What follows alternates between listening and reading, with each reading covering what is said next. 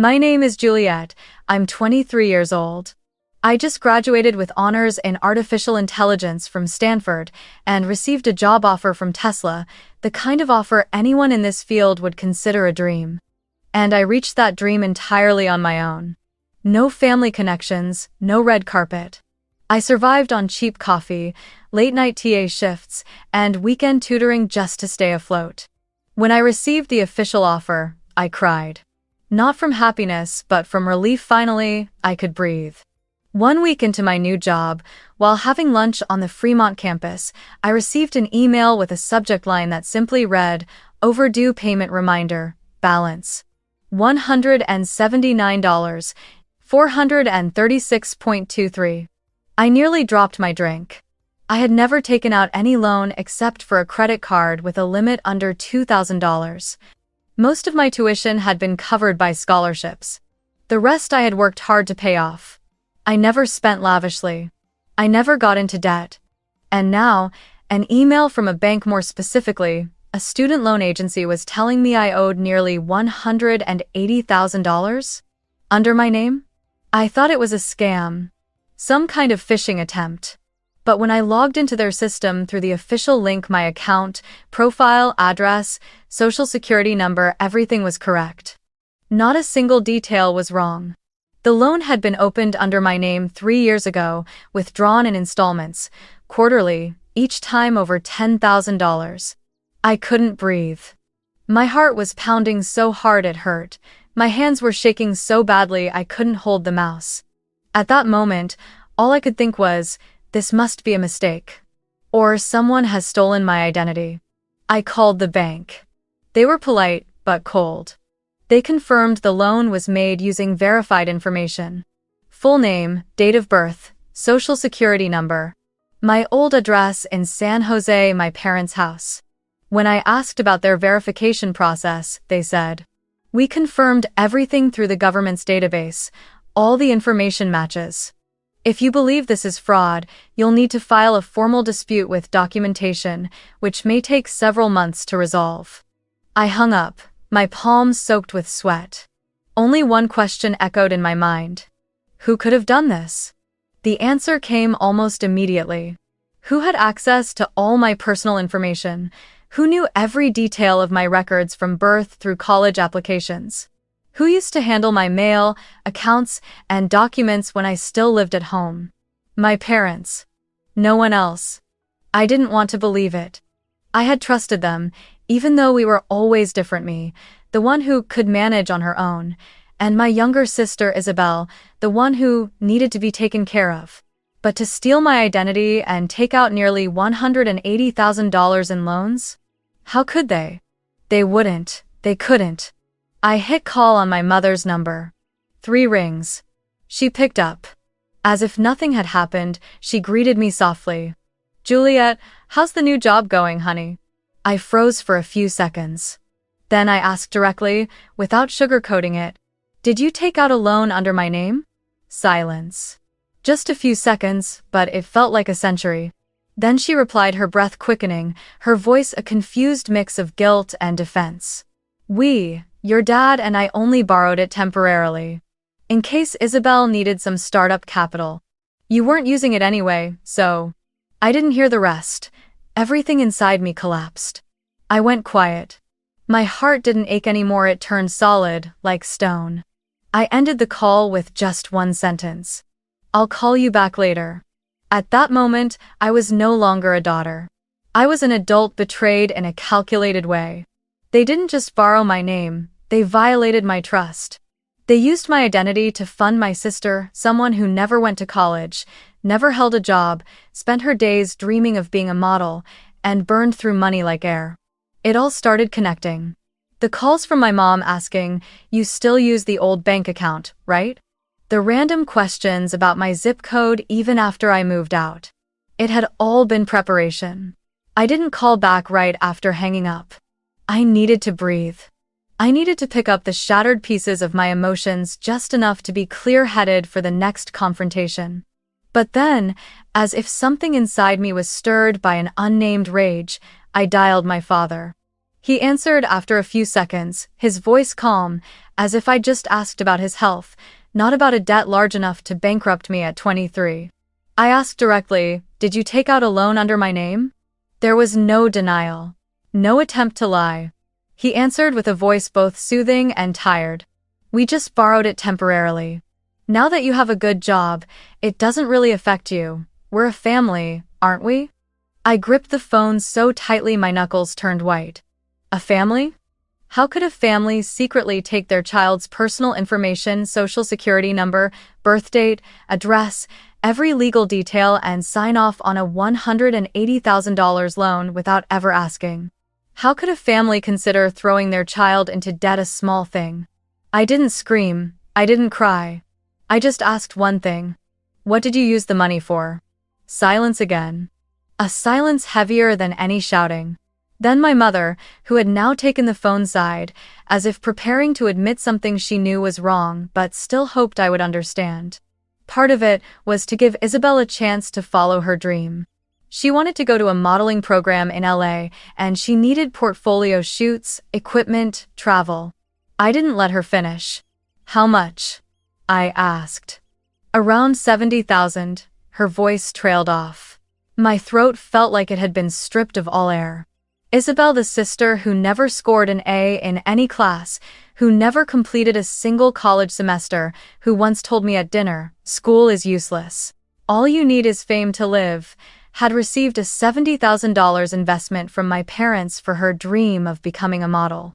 And me, the one who scraped together every penny for school, who never asked them for a dime until graduation, who sold blood during sophomore year just to afford rent at an off-campus dorm, became the name they used on a debt contract.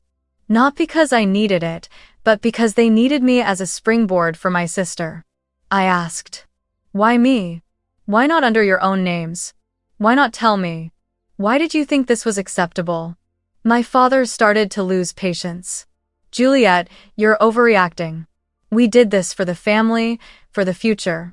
You've got a good job now, paying this off won't be a big deal. Isabel needs help right now." My mother cut in, trying to soften things. "At the time, everything happened so fast.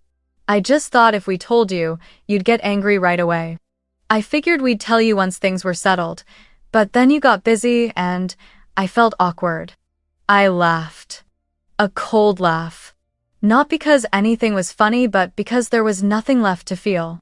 "Awkward?" I repeated the word, as if testing whether it even made sense in this context. "You were too awkward to tell me, but not too awkward to steal my identity and borrow money in my name?" I wanted to scream, to break something. But all I did was bury my head into my desk in my rented Palo Alto apartment, shut my eyes tight, and let the pain spiral inward. Isabel called me that evening. I hadn't planned to answer, but I picked up. Part of me wanted to hear what she would say. Part of me needed to confirm this wasn't a nightmare. Her voice rang out, shrill as always. "Oh my God, you're being so dramatic. Please don't turn this into a whole thing. I'm not asking you to pay it, okay? You're the successful one, you'll get through this. I just need a chance. It's not even that big of a deal." Not a big deal. A debt of $180,000 under my name. A criminal act. A betrayal. And to her it was just an opportunity. I don't even remember what I said after that. Probably not much. All I know is that when I hung up, I felt like someone had slapped me across the face. Not a painful slap, but the kind that wakes you up from the dream I used to call family. I began gathering documents. I consulted a lawyer about identity theft. I pulled full banking statements. I wrote down every conversation. I archived emails, backed up texts, printed every file from the loan company's system. Every sheet of paper felt like a cut, but I knew I had to face it head on. I used to think I could handle this quietly. That if they just paid the money back, I wouldn't take things further. But after last night, after that call, I understood. They didn't feel guilty. They didn't think it was wrong. They were only afraid of getting caught, and I no longer wanted to forgive. I had no obligation to protect anyone anymore. I drove to my parents' house the very next morning. No warning. I didn't call. I didn't tell anyone. I didn't need them rehearsing their excuses or practicing regretful glances. I just needed to look them in the eyes and hear it face to face. Not over the phone, not through a screen. The wooden gate creaked open, still the same as it was back in high school, but that pale blue house no longer felt like home. I stepped into the living room, where my mother was folding laundry and Isabel was lounging on the sofa, legs crossed, scrolling through her phone, her new acrylic nails so long she could barely tap a button. My mother looked up first, startled. "Juliette, why didn't you say you were coming?" I didn't respond. I looked at Isabel. "We need to talk." She rolled her eyes. "Then talk. No need for drama." Her tone was flat, dismissive, like I was interrupting an idle afternoon in the life of someone whose only concern was maintaining her figure. I pulled a chair, sat down across from her. "You know exactly what's going on, don't you?" I asked, straight to the point. Isabel didn't even look at me. "You're making such a fuss. It's just money. You've got a Tesla, a Stanford degree, your own place. This few $100,000 isn't going to kill you. And me, I need a chance." Then she glanced at Mom, smirking. "She's always been the good one, the smart one. What's the big deal if she sacrifices a little for once?" I felt something inside me turn cold. Not anger, but a kind of disappointment so deep it felt hollow. I asked one last time, my voice steady and low. "You don't think it's wrong that our parents used my identity to take out a loan for you?" Isabel scoffed. "You think everyone makes it on their own? I never had the chances you did. I'm not good at school. But people need a push. And you had more than enough. Why not help your own sister, just this once?" She stood up, brushed off her dress, and walked upstairs like that whole conversation had been nothing more than boring small talk over tea. I don't know what to call the feeling I had in that moment. My rage was no longer fire. It was ice. The kind that freezes every last bit of hope, of emotion I once held for Isabel. I stood up, walked toward the kitchen where my father was sipping coffee, pretending not to have heard a thing. I stopped right in front of him. "I came here to make it clear, once and for all. Either you start repaying every dollar taken out under my name, or I'll file charges for identity theft, financial fraud, and the damage done to my personal credit record." My father put down his coffee cup, his expression suddenly darkening. "Are you threatening us?" he said, voice low. "No," I replied. "I'm stating a fact, and everything I just said is fully aligned with California state law." My mother walked in at that moment, clearly panicked. "Juliette, you can't do this to family. We're blood. Are you really going to let money tear us apart?" I turned to her. My eyes, by then, held no sadness, only exhaustion. "I'm not tearing us apart. This family did that a long time ago. I'm just the only one willing to admit it." My mother started crying. Like always. Those tears used to soften me. But now, they held no weight. They were a worn-out weapon I'd become immune to. My father stood, voice tightening. "You're too logical. You never think about others. Family is about sacrifice, understand?" I looked him straight in the eye. "I sacrificed my whole childhood trying to be the perfect daughter you wanted. I gave up weekends, student parties, even sleep just to earn scholarships so I wouldn't have to ask for money. And what did I get in return? A nearly $200,000 debt in my name because someone in this family needed a handout." I took a deep breath. "No, I'm done sacrificing. All I have left is myself." I left that house an hour later. No one saw me to the door. No one asked me to stay. No one apologized. Just sighs, crying, and a silence so heavy it hung over the room like a verdict no one dared to read aloud. I got back to my apartment that night, streetlights casting long beams across the wooden floor. I turned on the lights, sat down at my desk, opened my laptop, and started typing, "Dear Attorney." I wrote each line to the lawyer I had just found. I attached every piece of evidence: bank emails, credit reports, messages from my parents, recordings of our calls. Each file, each chat thread, felt like a piece of my own blood, but I needed them. Not for revenge, but to protect myself. I knew this wouldn't be easy. A part of me still clung to the question. Am I going too far? Could I forgive this? But then I remembered Isabel's laugh. I remembered the cold look in my father's eyes. I remembered my mother's words. You're letting money break this family. Number. This family broke itself the moment they chose to sacrifice me for the child they always favored.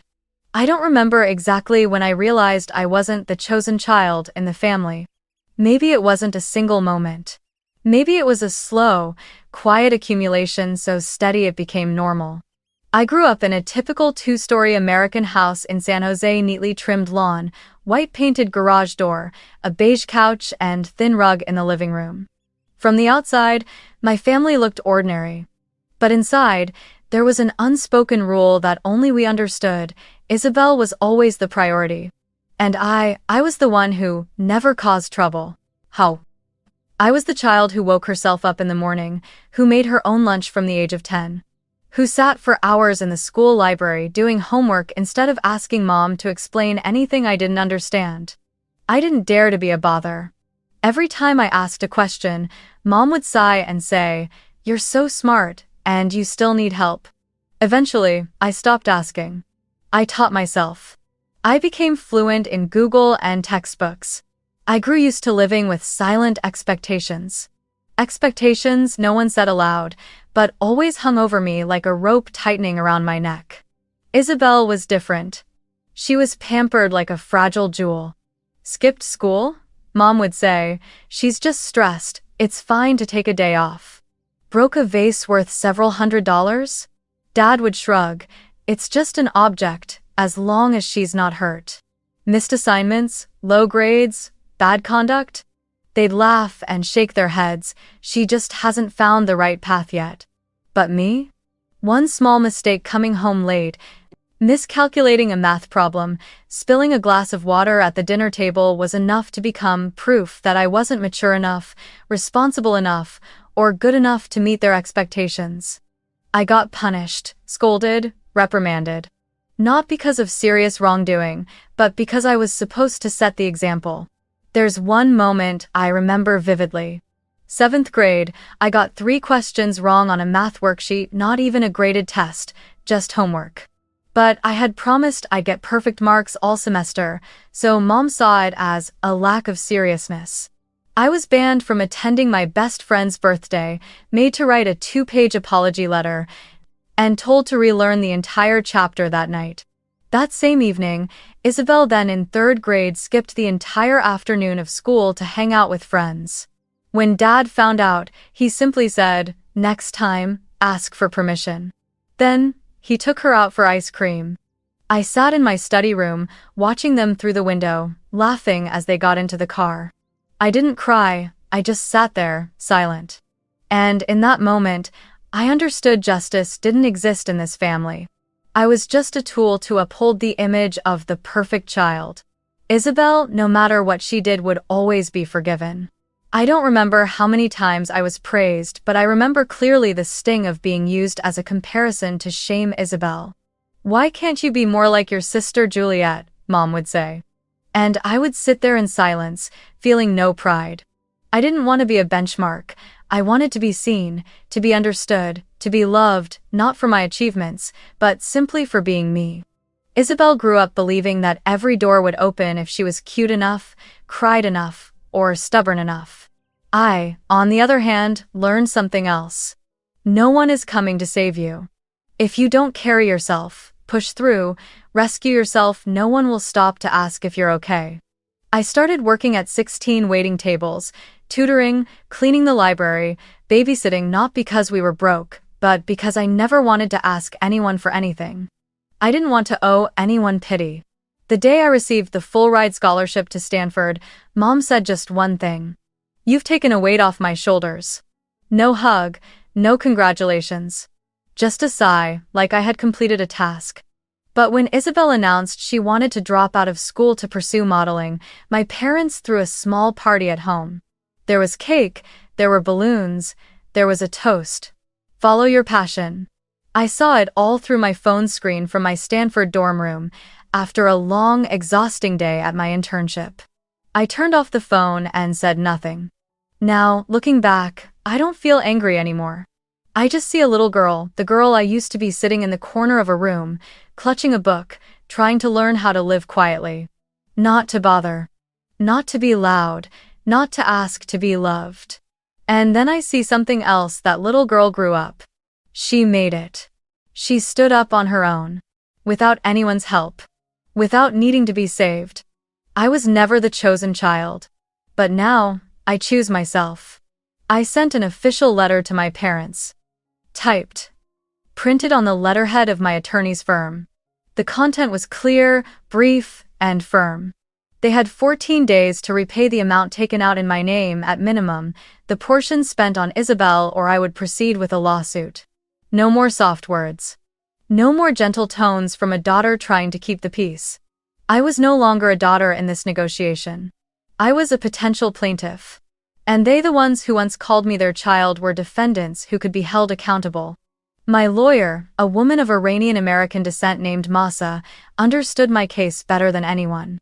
She used to work for the Office of Consumer Protection and had handled hundreds of identity theft cases committed by family members. "This is more common than you think," she said during our first meeting. "But you're one of the few who actually take action." She looked at me not with pity but with respect. And I knew, for the first time, I had an ally. The letter was sent on a Monday. Silence for 3 days. On the 4th, my mother called not to apologize, but to ask if there's a way we can compromise. I said, the only compromise is to start paying the money back. The next day, I received the first transfer, $8,000. A week later, another $12,000. Then $5,000. Small numbers compared to the total debt, but at least they were signs of concession. Still, what chilled me wasn't the money, it was how they reacted. Not a single apology. No message saying, "We were wrong." Just dry, robotic banking notes, payment from bank transfer. I had hoped they would at least understand.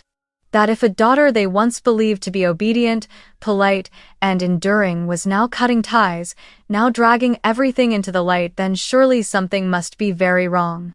But, no. They still saw themselves as victims. In a conversation with my aunt, who had quietly messaged me to ask what was going on, I learned that my mother had told the extended family I was rebelling, that I was being manipulated by a greedy lawyer, that Juliette doesn't know how to think for her family. The story had been twisted into a soap opera where the ones at fault became the ones who were hurt. And me? I was just the successful but cold-hearted daughter. Oliver Vox. Meanwhile, Isabel continued living as if nothing had happened. Her Instagram was still full of updates, new outfits, parties, friends, photo studios in LA. Once, she posted a story bragging about her first performance outfit bought with her own money, and I almost laughed. Her own money? Whose pocket, mine, or the identity she hijacked to live a carefree life? I didn't comment. Didn't message, I didn't want a conversation, but inside me, a new layer of ice formed. Not from jealousy, but from the clarity that she had never felt an ounce of guilt. I began pulling away completely. No phone calls, no texts. I moved all case files into a separate folder and drafted a detailed schedule to track every payment. Masa helped me prepare a temporary civil contract. If they failed to follow the repayment plan, the lawsuit would proceed immediately. My parents signed, not willingly, but they signed. A way to buy my silence. They still thought I would soften. That with time, everything would return to normal. But what they didn't know was that the old normal was already dead. I was no longer that 17-year-old girl crying quietly in her room because they forgot her birthday. I wasn't the sophomore who texted her mom while sick and never got a reply. I was Juliette, a grown woman, independent, and for the first time in her life, choosing herself instead of preserving a family that had rotted from the inside long ago. After 2 months, they had repaid nearly $45,000. There was still a long way to go, but I no longer cared about the number. The only thing that mattered was, I hadn't stayed silent. I had stood up. And even if it cost me the last bit of warmth I had left, I had chosen what was right. I started sleeping again. No more nightmares about debt, about betrayal. I woke up early, drank my coffee, drove to the office, and did the work I loved. No one owned me anymore. No one could assign me any duty I hadn't agreed to. My family now a real memory, but no longer a power over me. I never expected a beautiful ending. But at the very least, I had hoped that silence might keep things stable. The payments from my parents had been regular small, but punctual just enough to make me believe they were trying to make things right. I had even formed the habit of opening my bank emails every Monday, checking the transaction notifications, and closing them like a routine admin task. But in the 3rd month, nothing came. No alerts. No messages.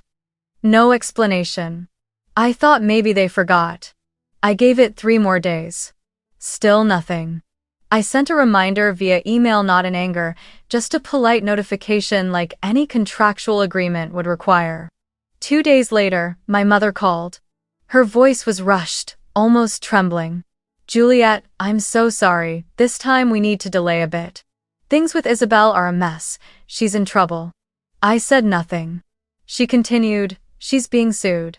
During a photo shoot at a pool, she dropped a filming device into the water worth over $40,000. The company is demanding compensation, or they'll file a civil lawsuit for damages to specialized equipment." I wasn't surprised, I wasn't even sympathetic. I asked, calmly, "And you used the remaining money instead of paying me back to save Isabel?" Silence. Then a sigh. She panicked. She didn't know what to do. "I couldn't let her get sued, and your situation, maybe it can wait a little longer?" I gave a faint laugh. "Wait? Like how you temporarily used my identity to take out loans? Like how you briefly forgot I'm not this family's personal bank?" I didn't wait for an answer, I hung up. And began writing the final warning letter. Masa, my lawyer, helped me draft a clear notice. If payments were not resumed within 24 hours, we would file an identity theft lawsuit with the Santa Clara County Court, including full documentation and a claim for the principal amount, interest, and emotional damages. I sent the letter at 10:47 a.m. with a countdown clock embedded in the PDF, exactly 24 hours. Not a minute longer. That afternoon, my father called. He hadn't reached out since signing the repayment agreement. His voice was hoarse, angry. "You're really going to drag your own parents into court? Humiliate your family over a few dozen grand?" I answered plainly, "You're wrong. It's not a few dozen. It's nearly 200. And it's my dignity, not your reputation, that's on the line." He snapped, "Isabel's in crisis. She could go bankrupt at 22. How can you be so heartless?" I took a deep breath. Each word cut like glass. "I'm not heartless. I just stopped being the sacrificial one." I hung up. At exactly 10:49 the next morning, no payment arrived. I walked into Masa's office and signed the lawsuit paperwork, 32 pages, with every piece of evidence attached. Bank records, emails, messages, credit reports. As I signed, I didn't shake. I didn't hesitate. I just felt light, as if I'd been carrying a boulder for 3 months and had finally put it down. The lawsuit was filed through the Santa Clara County Court's e-system that same day. Masa confirmed that within 72 hours, a summons would be delivered to my parents' address. They would need legal counsel. There was no turning back. No more begging. No more delaying with tears or pleas. That night, I sat in my apartment, looking out at the glowing yellow lights of Fremont streets. I didn't cry. I didn't feel victorious. The only thing I felt was quiet. A strange, unfamiliar kind of quiet. I'd grown used to the noise of pain, so its absence left me slightly disoriented. But then I realized this is what it feels like to rise. To say no. To choose justice over comfort. 2 days later, I received an email from the bank confirming that the loan dispute had been officially recorded and would be moved into internal investigation once the court's decision was made. I smiled softly. A smile that didn't need an audience. That afternoon, my aunt, my mother's older sister, called me. She was one of the few in the family who understood and had once texted me, saying, "Protect yourself." Her voice was low and somber. "Your parents are a mess right now. Your mom can't sleep, and your dad is angry all the time. Isabel is the same as always. I didn't say anything. She went on. I'm not here to interfere. I just want you to know you're not wrong. You're doing what your parents should have taught Isabel a long time ago. My throat tightened, but this time, it was from gratitude. At least someone understood. The final letter had been sent. And this time, I wasn't looking back. My family was no longer a sacred concept, it was simply a group of adults who had chosen self-interest over decency. I couldn't fix them. I couldn't save Isabel from her consequences. But I could save myself. And that's exactly what I was doing, step by step, decision by decision, not out of revenge, but for survival. The appointment at the law office was set for a Thursday morning. Not for reconciliation. Not to find common ground, just to formally confirm the legally required settlement terms. Masa told me I wasn't obligated to attend, she could handle it all on my behalf. But I said, I need to finish this face to face. Not because I wanted confrontation, but because I needed to look at them one last time to know that I owed no one anything in my heart anymore. The office was on the 8th floor of a glass building in downtown San Jose. Quiet space, a long walnut table, cold white lighting casting sharp reflections on gray-white walls. I arrived 10 minutes early and sat across from Masa. She handed me a printed copy of the agreement and gently reminded me. They might ask for more time. But you don't have to say yes. They might say hurtful things. Just remember, you don't owe them an explanation anymore.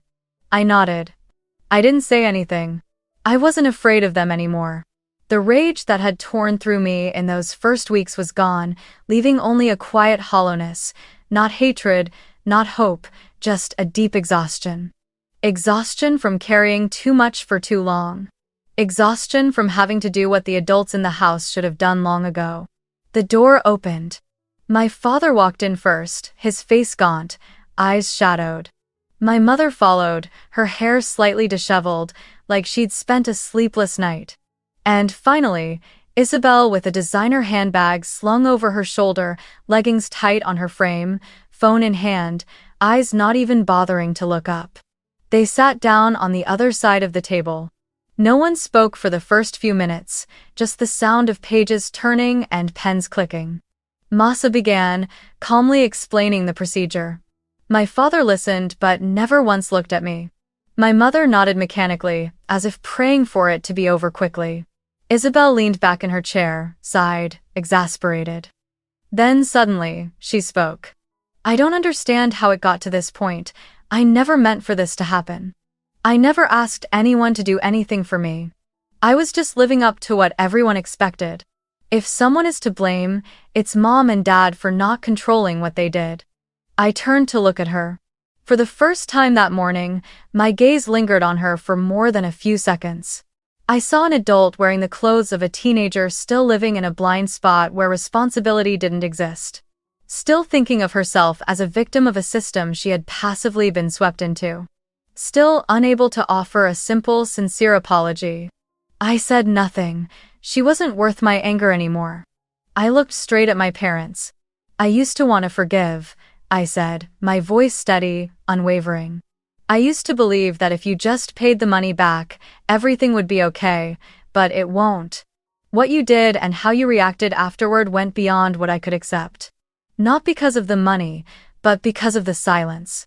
Because not once did you admit wrongdoing, not one apology, not one moment of remorse. I paused not because I was choking up, but because I wanted them to hear every word in full. My mother lowered her head, saying nothing. My father folded his arms, eyes like ice. Isabel gave a faint scoff and looked away. I knew they didn't understand. Maybe they never would. And that, right there, was why I had to end it. From today, I continued, we will no longer have any ties beyond what the law requires. I won't attend Thanksgiving. I won't call it Christmas. I won't check in when someone's sick. I won't appear in any more family photos. I'm walking away, not in anger, but in finality. I stood up and folded the documents. I don't expect you to forgive me. I don't need you to understand me. I only need you to remember this. I fulfilled my part of the responsibility right up to the very last moment. Masa nodded quietly, then rose with me. The meeting was over. There were no handshakes, no goodbyes. We stepped into the hallway. I turned back one final time. My father was staring out the window. My mother was dabbing her eyes with a tissue. And Isabel was bent over her phone, as if she had just received a message more interesting than anything that had just happened. I knew that was the last time. The last time I would see them not through a screen or memory. The last time I would call them family. The elevator stopped on the ground floor. As the doors opened, a strange feeling washed over me, light, like a breath released after days of rain. I stepped onto the street. I didn't look back. I didn't need to. I had done everything I needed to do. A year later, I live in Austin, Texas, in a small apartment at the end of a street shaded by oak trees. Every morning, I make coffee, put on soft jazz, and open my laptop to begin work on the project I've poured my heart into. An AI system that supports elderly people living alone, those often forgotten by the very families they raised. The work is slow, full of challenges. It's not the kind of thing that lands you on the front page. But I feel alive, truly alive, with a clear purpose, no interference, no one calling me too sensitive. One autumn afternoon, I unexpectedly received a dinner invitation from Aunt Evelyn, my mother's older sister. She's one of the few relatives who stayed in touch after everything. I accepted without hesitation. We sat in a small diner on the corner, where the waiter knew everyone's name and didn't need to see a menu to know their order. She looked at me for a long moment, then smiled gently. "You look much more at peace," she said. I nodded, set down my tea, and replied, "Maybe because I no longer have to make anyone proud." She didn't ask about the lawsuit. But I knew she knew everything. After a while, she said slowly, "Your parents live very quietly now. They're no longer invited to family gatherings. The neighbors have turned cold, they avoid going out. And the finances? Well, I suppose you can imagine." I didn't respond right away. I just looked out the window. The sky was low that day, the light a soft gray that fell across the sidewalk like sheer velvet. I took a deep breath, then answered, "Everything is where it should be now, Aunt." No anger, no bitterness, not even regret. I was simply telling the truth as a way of acknowledging that life, though slow, eventually rearranges itself into the order it was meant to be. Aunt Evelyn gently touched my hand. "You did nothing wrong, Juliette, and I'm proud of you." I smiled. That was the sentence I had dreamed of hearing from my mother for over 20 years, but I realized the most meaningful validation often comes not from those who are supposed to love us, but from those who choose to. Anyway, as for Isabel, after the court's final ruling, she sent me a long string of messages. At first, anger, then complaints, then sobbing, then blame. I'm just a product of family pressure. I read every word. Didn't skip a single one. Then I blocked her number, blocked her email, blocked her social media. Not out of hatred, but because I had forgiven her in the quietest way possible. By not carrying her into my future. Now, every morning, I walk into my little office where a whiteboard hangs right above my desk. On it, written in black ink, is a sentence I wrote my first night in Austin. "You don't need to be chosen to succeed." I wrote it as a reminder that I no longer live to prove anything to anyone. I live only to honor what I believe in. Sometimes I think of it all like a movie. Each person playing their role. My parents, the ones who believed love could coexist with control. Isabel, the girl raised under the shadow of indulgence, never taught to be accountable. And me, the quiet side character who ended up rewriting the script. I didn't win through revenge. I won because I stopped hoping they would change. And from that moment on, I was free. Someone once asked me, "Don't you feel lonely, walking away from your family?" I don't deny it. There are moments of loneliness. There are moments of emptiness. But being alone in the right place feels far lighter than staying in a family where every step requires permission, every success comes with strings, and every mistake becomes a reason to sacrifice. I chose solitude in exchange for peace. And I've never once regretted it. To anyone who's ever been betrayed by their own family, I just want to say this. You have the right to draw boundaries. You have the right to love yourself more than you love a blood tie.